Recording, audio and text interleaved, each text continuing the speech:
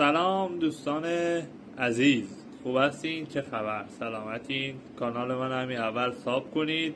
و میخواستم بگم که این دوست عزیزمون که الان قراره بعد این کلیپ ویدیوشو بذارم انگلیسی حرف زدن را هم حرام اعلام کرده و خودتون برید نگاه کنید این عزیز دل چی میگه.